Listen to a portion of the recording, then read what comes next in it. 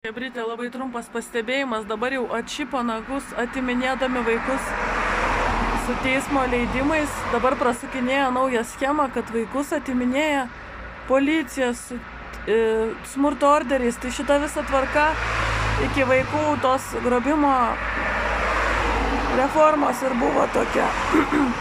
O tiesiog ateinama su policija ir paimami vaikai ir viskas, maltan jiems gyvybei pavojus. Tai vėl grįžame į tą patį, nes vaikteisės nesugeba surašyti normaliai dokumentų, prakišinėja tos teismus, reikėtų dar tą statistiką rasti.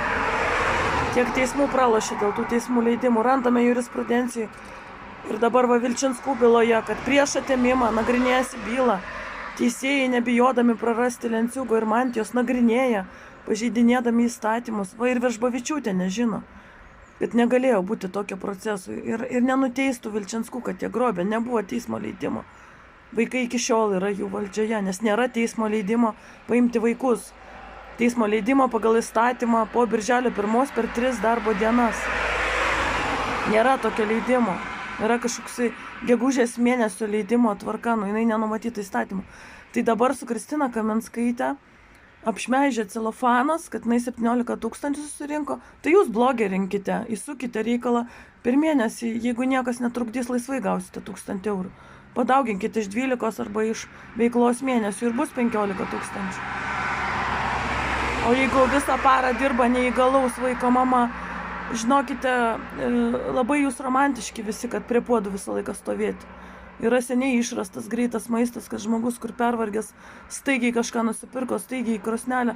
Ir dabar, va, pavyzdžiui, sumuštinis iš parduotuvės su nuolaida yra žymiai pigiau negu gaminti pietus. Tai ant šito irgi kurstė prieš mane, kai sužinojo viena rėmėja, kad aš perku savo ir vyrui sumuštinius su nuolaida, kas per 2 žmonės 3,5. Viskas atsisakė remt, bet sakau, pietus virti, pirkti faršą, pirkti makaronus, kurie dabar euras, yra žymiai brangiau, 5 eurai. O čia 3,5. Tai tą patį dabar prasukinėja prieš tą mamytę su smurto orderiu, paėmė vaikus.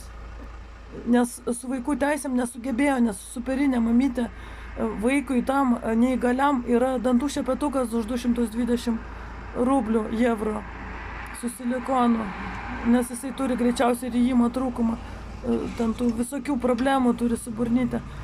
Tai nepriėmė to, reiškiasi, šepetuko, neleidžia prie vaikų, o dėdas yra prokuroro sūnėnas, įsivaizduojat.